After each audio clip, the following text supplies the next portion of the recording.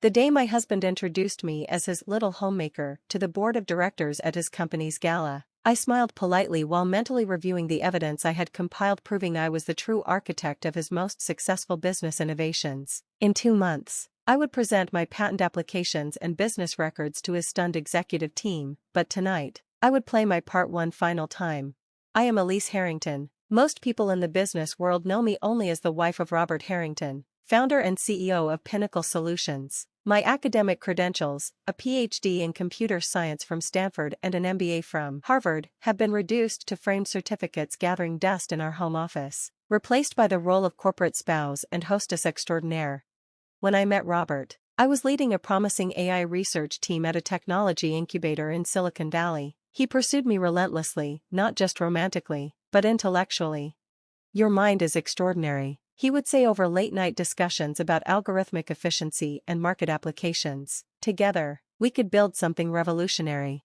I believed him. I believed we would be partners in every sense of the word. That belief led me to marry him after a whirlwind 8-month courtship and, subsequently, to integrate my research with his business ventures.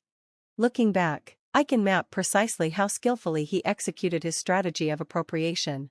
The first project was collaborative, at least, superficially. We developed a predictive analytics engine that became Pinnacle's flagship product. Robert handled the business development and investor relations. I architected the technical solution. When the press coverage emerged, I was conspicuously absent from the narrative. "A technical team under my direction," he would say in interviews, never mentioning that the team consisted primarily of his wife. "It's better for investor confidence," he explained when I questioned him. "They want to see a strong, singular vision. We know the truth, and that's what matters." I accepted this reasoning, focusing instead on our next innovation. Each time, the pattern repeated. My work was acclaimed. Over 5 years, I watched my contributions systematically erased from the company's history, my role reduced to supportive spouse in the official narrative.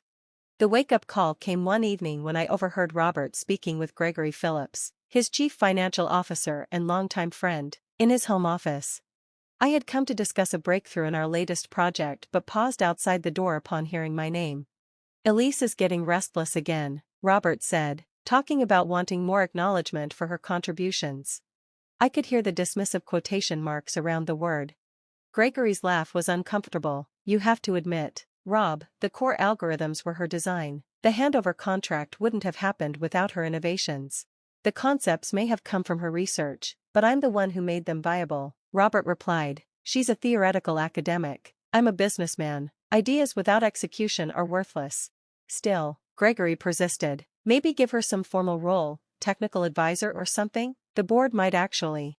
"The board follows my lead," Robert interrupted. "Besides, we have a good arrangement. She gets the lifestyle and security she wants, and I get to run my company without complications. The prenup ensures she'll never have any real claim on Pinnacle's assets. Why mess with a system that works?" I stood frozen outside that door, a proposal for our newest project clutched in my hand as the full reality of my situation crystallized. I wasn't a partner. I was an asset, a resource to be mined for valuable ideas, then kept comfortable but contained.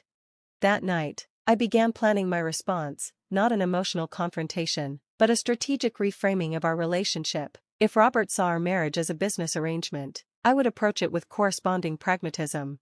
First, I established independent documentation on my work for each project I had contributed to at Pinnacle. I compiled comprehensive records, initial concept documents, development notes, testing protocols, all meticulously timestamped and authenticated. I stored these records securely, away from our home systems, which Robert's IT team maintained.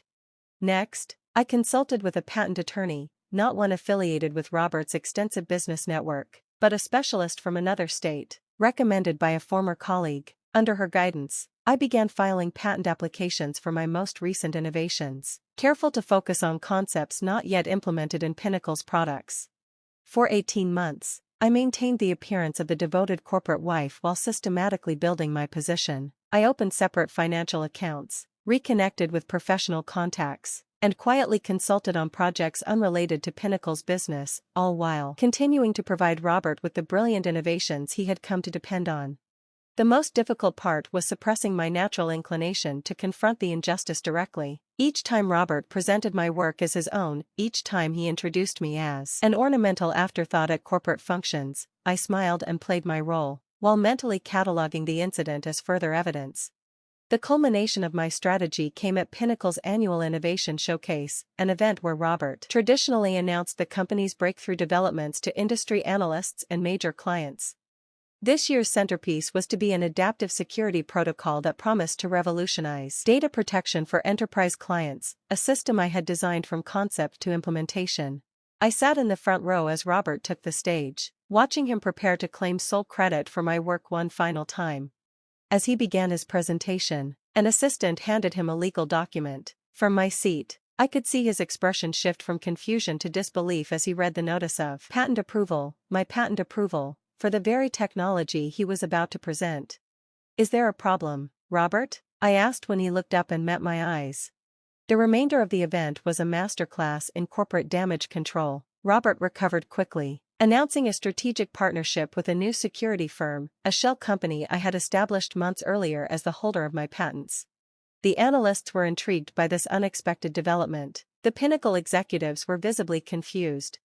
In the aftermath, Robert demanded a private meeting. We sat across from each other in the Pinnacle conference room, the same room where my ideas had been harvested for years without acknowledgement. "What exactly do you think you're doing?" he asked, his voice tightly controlled.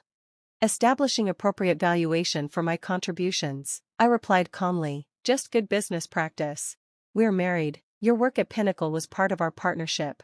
A partnership suggests equal recognition and shared benefit. You've presented my work as yours for 5 years while reducing me to a decorative accessory in the company narrative." He leaned forward, switching tactics.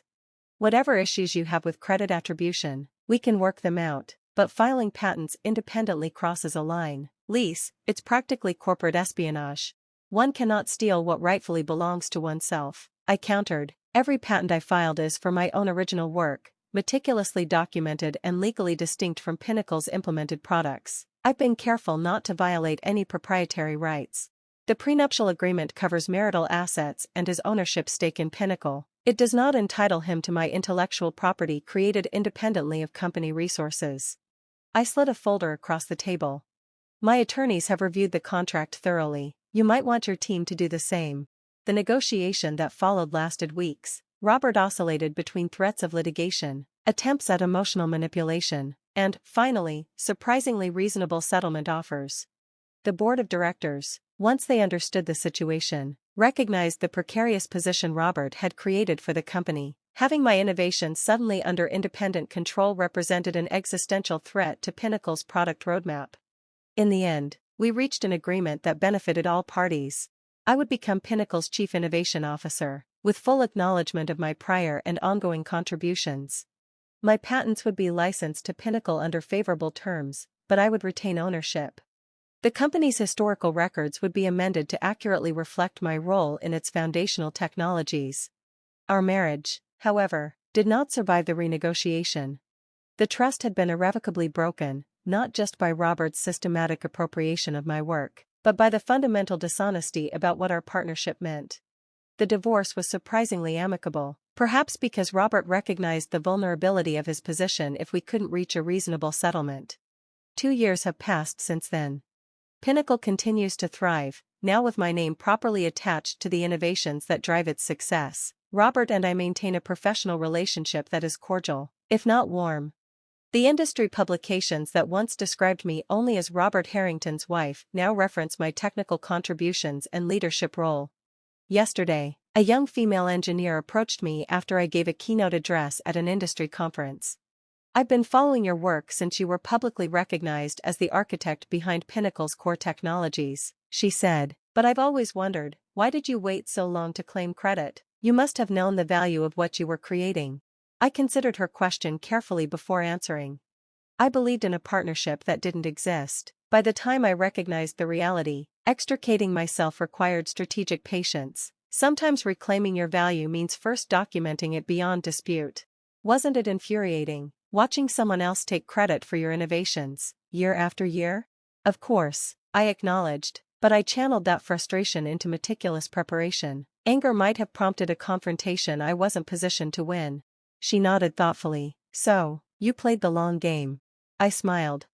I recognized that, in business, as in chess, the winning strategy sometimes requires allowing your opponent to believe they're in control until they've overlooked your actual position on the board. As I watched her walk away, I reflected on how different my journey might have been had I understood earlier the importance of safeguarding my contributions. Now, as I mentor young innovators, particularly women, I emphasize this lesson. Partnership requires mutual recognition and respect, not just shared ambition. And when that respect is absent, the solution isn't immediate confrontation, but strategic repositioning. The irony doesn't escape me that Robert's greatest business miscalculation was undervaluing his most important asset. In treating me as a silent partner rather than an acknowledged collaborator, he ultimately lost both my personal commitment and exclusive access to my professional innovations.